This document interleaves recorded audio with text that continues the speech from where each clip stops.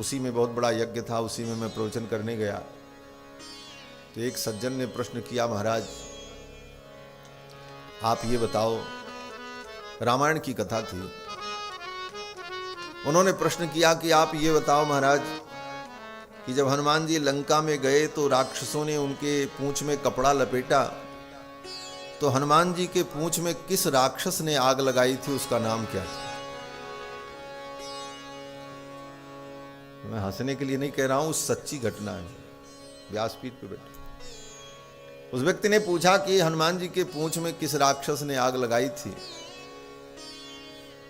तो हमने कहा कि रामायण में तो कहीं नहीं लिखा है, हमको अभी तक मिला नहीं कहीं किसी पुराण में, और मुझे लगता है कि गोस्वामी तुलसीदास जी ने और वाल्मीकि जी ने भी नहीं लिखा। इसीलिए नहीं लिखा कि हनुमान जी जैसे भक्त की पूंछ में जो आग लगावे, हनुमान जी जैसे भक्त के पूंछ में जो आग लगावे, ऐसे व्यक्ति का तो नाम लेना भी पाप है। इसीलिए गोस्वामी जी ने और वाल्मीकि जी ने नाम नहीं लिया। लेकिन ऐसे प्रश्न का उत्तर भी अगर मिल जाए तो उससे क्या लाभ? प्रश्न तो ऐसा करो जिस प्रश्न से भगवान की कथा गंगा प्रवाहित हो।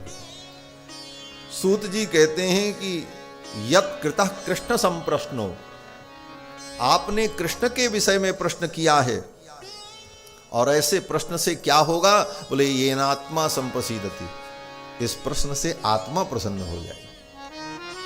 प्रश्न ऐसा करो जिस प्रश्न से तुम्हारी भी आत्मा प्रसन्न हो जाए और सुनाने वाले की आत्मा भी प्रसन्न हो जाए। येनात्मा संप्रसीदति। और फिर सूत जी कहते हैं, हे मुनियो, सवई पुंसाम परो धर्मो यतो भक्तिरधोक्षजे। हे मुनियो, मानव जीवन में जीव का परम धर्म है कि वो भगवान के चरणों की भक्ति को प्राप्त करे। सवई पुंसाम परो धर्म, यही सबसे बड़ा धर्म है। क्या? यतो भक्तिरधोक्षजे, भगवान के चरणों की भक्ति हो, ये सबसे बड़ा धर्म है, इससे बड़ा कोई धर्म नहीं। लेकिन वो भक्ति कैसी हो,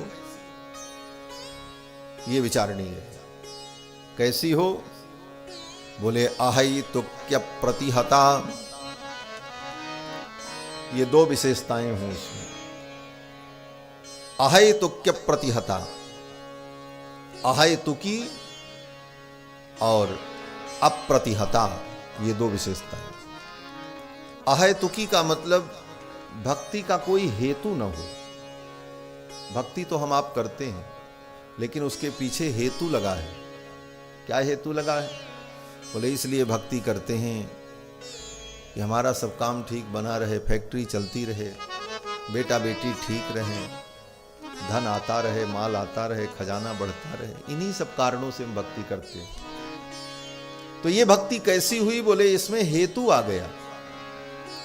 आपने संसार की तुच्छ वस्तुओं को हेतु बनाया और उनके लिए तुमने भक्ति की। सूत जी प्रारंभ में ही कहते हैं श्रीमद् भागवत के 2 अध्याय में, भक्ति कैसी हो? बोले अहैतुकी, जिसका कोई हेतु न हो। और दूसरी विशेषता बोले अप्रतिहता। अप्रतिहता माने जो भक्ति फिर रुकने वाली न हो, फिर आगे वो बढ़ती ही रहे। हम भक्ति तो करते हैं, पहली बात तो किसी हेतु से भक्ति करते हैं, और हेतु से की गई भक्ति जो होती है ना, वो अपना काम पूरा होने के बाद बंद हो जाती है। जिस काम के लिए किया था वो काम हो गया, अब क्या जरूरत भक्ति करने की? तो भक्ति अप्रतिहता नहीं हुई। अप्रतिहता का मतलब जो भक्ति रुके नहीं, चलती रहे, अनवरत उत्तरोत्तर बढ़ती रहे। आज बड़ी भक्ति की, 2-4 दिन भक्ति भई और खूब भगवान का भजन किया, उसके बाद सब काम ठंडा। क्यों? बोले काम हो गया, जिसके लिए भक्ति की वो काम बन गया, अब भक्ति की क्या जरूरत? तो कहते हैं ऐसी भक्ति जो अहेतुकी हो और अप्रतिहता हो, ऐसी भक्ति जीवन में आ जाए, यही पुरुष का परम धर्म है, मानव जीवन का परम लक्ष्य है। अहैतुक्य प्रतिहता, इसका फल क्या होगा? कहते हैं ययात्मा संप्रसीदति, इस भक्ति से आत्मा प्रसन्न हो जाएगी। किसकी आत्मा? बोले आपकी भी आत्मा और भगवान भी प्रसन्न हो जाए। आत्मा परमात्मा दोनों को प्रसन्नता होगी। भक्ति करोगे तो उस भक्ति से तुम्हारी आत्मा को भी सुख होगा और तुम्हारी भक्ति को देखकर परमात्मा को भी सुख होगा, परमात्मा को भी प्रसन्नता होगी। ययात्मा संप्रसीदति। अब ये भक्ति है क्या? तो कहते हैं भगवान में अकारण प्रेम, अहेतुक प्रेम, इसी का नाम भक्ति है।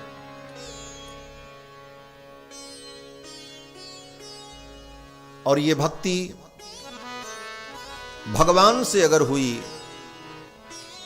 तो फिर इस भक्ति के दो पुत्र होते हैं, एक का नाम ज्ञान, एक का नाम वैराग्य। कल सुना था। भक्ति तो हम आप करते हैं, भक्ति का मतलब होता है प्रेम, सीधा सीधा अर्थ। लेकिन हम भगवान की भक्ति नहीं कर रहे, हम संसार की भक्ति में लगे। बेटा की भक्ति, पत्नी की भक्ति, पति की भक्ति, धन की भक्ति, संसार की भक्ति। प्रेम तो कर रहे हैं लेकिन इन लोगों से कर रहे हैं। भक्ति का मतलब प्रेम, लेकिन वो प्रेम संसार से है, भगवान से नहीं हो पा रहा। तो सूत जी कहते हैं अपनी इस भक्ति को तुम भगवान से जोड़ो। भगवान से जोड़ने का मतलब, बोले भक्ति नारी वर्ग है।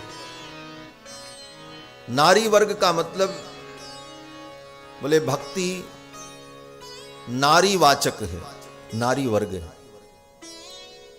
तो नारी का तो किसी पुरुष से विवाह होता है,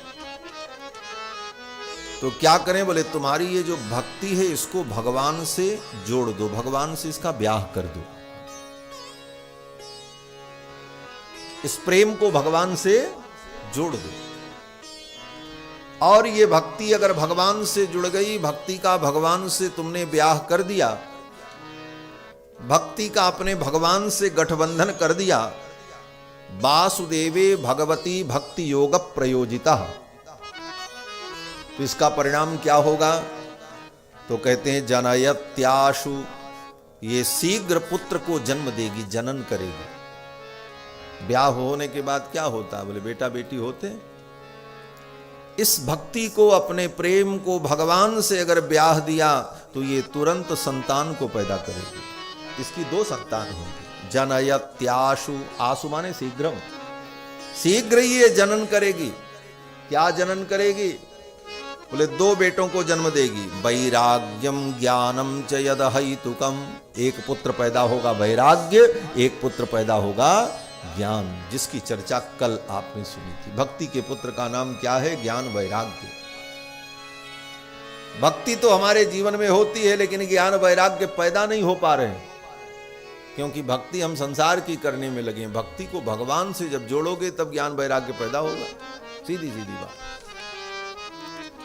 आगे सूत जी महाराज कहते हैं कि धर्मस्वनुष्ठित पुंसाम विश्वक्सेन कथासु यः नोत्पादयेद् यदि रतिम श्रमये वही केवलम।